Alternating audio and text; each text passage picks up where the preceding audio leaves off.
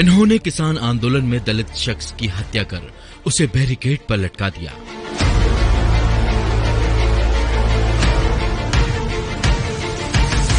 फिर लाल किले पर इनकी फौज घोड़े दौड़ाती हुई नजर आई। लेकिन यही केवल निहंगों की पहचान नहीं है, बल्कि धर्म और कमजोरों की रक्षा के लिए इनकी सेना बनाई गई, जिनके हथियार, भाषा और पहनावा ही पहचान है।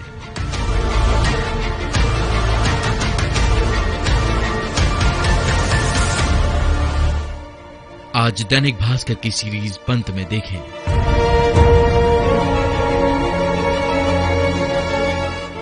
निहंग सिखों के उन रीति रिवाजों और नियमों को जिन्हें आज भी निभाया जा रहा है।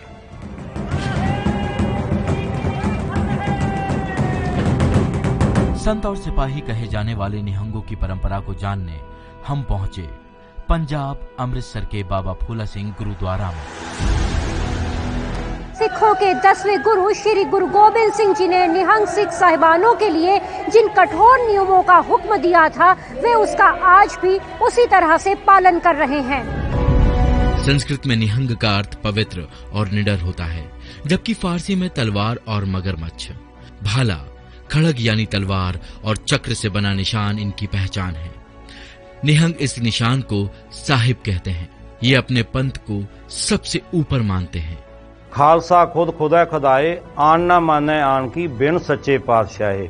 ये इनकी सरकार भी आप ही है और ये फौज भी है।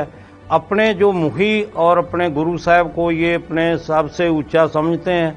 निहंग सेना की शुरुआत 10वें गुरु गोबिंद सिंह ने खालसा पंथ की स्थापना से की। फौज को अमृत यानी पवित्र जल पिलाकर शस्त्र, बाणा यानी पहनावा और बाणी यानी भाषा देकर निहंग सेना के रूप में तैयार किया।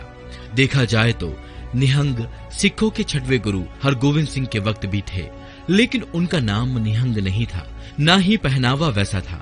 बाबा बुड्ढा साहिब ने पहले गुरु से लेकर 6वें गुरु तक की सेवा की थी।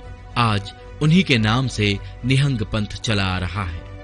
कुछ ही सालों में निहंग सिख धर्म का एक पंथ बन गया। आज पूरी दुनिया में 700 छावनियां यानी बाबा बुड्ढा दल के गुरुद्वारों में निहंग पंथ के 10 लाख से ज्यादा अनुयायी हैं।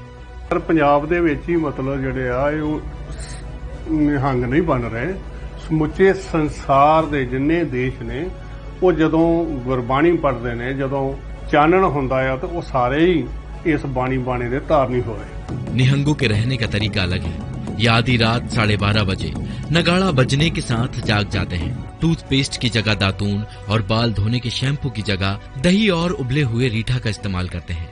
फिर दरबार में हाजिर होकर गुरुवाणी और कीर्तन का पाठ करते हैं। ये सिर्फ लोहे के बर्तन में ही खाना बनाकर उसमें खाते हैं, जिसके बाद ये काम और युद्ध अभ्यास करते हैं। महाप्रसादी के तौर पर बकरा काटते हैं और शरबत के तौर पर शहीदी देग पीते हैं, जिसे भांग के पत्तों और मेवों को मिलाकर बनाया जाता है। ये खास तरह की शब्दावली का इस्तेमाल भी करते हैं, जिसे दुश्मन को मात देने के लिए बनाया गया था। गड्डी को जो इंजन होता है उसको तेजा सिंह बोलते हैं, जो उसके डिब्बे होते हैं उसको भूतनी बोलते हैं, जो बस होती है उसको नकवड्डी बोलते हैं, क्योंकि बस सीधी होती है ना, उसको नकवड्डी बोलते हैं। जो मोटरसाइकिल होता है उसको फटफट बोलते हैं, जो साइकिल होता है उसको बाबरोला बोलते हैं। निहंग शादीशुदा और अविवाहित दोनों होते हैं। गृहस्थ निहंग को विहंगम कहा जाता है। इनके परिवार को भी निहंग परंपरा का पालन करना होता है। अविवाहित निहंग दल में रहते हैं। ये एक जगह नहीं रुकते हैं, निरंतर चलते रहते हैं। वहीं निहंग रेलवे में फ्री में सफर कर सकते हैं। खालसा पंथ निहंग सिंह रहते हैं। ये धुर अकाल पुरख से दात मिली है खालसा जी को, नहीं रुकते नहीं है, चलते ही रहते हैं। जैसे गुरु साहब आप गुरु नानक देव साहब ने 4 उदासी की, सतगुरु 10 ही पातशाहियों ने चक्रवर्ती रह के धर्म का उपदेश किया। शिरोमणि पंथ अकाली बूढ़ा दल के 14वें बाबा बलबीर जी 96 करोड़ी गद्दी पर मौजूद हैं, जो दल की रिवायतों को आगे बढ़ा रहे हैं, जिनका फैसला ही अंतिम माना जाता है।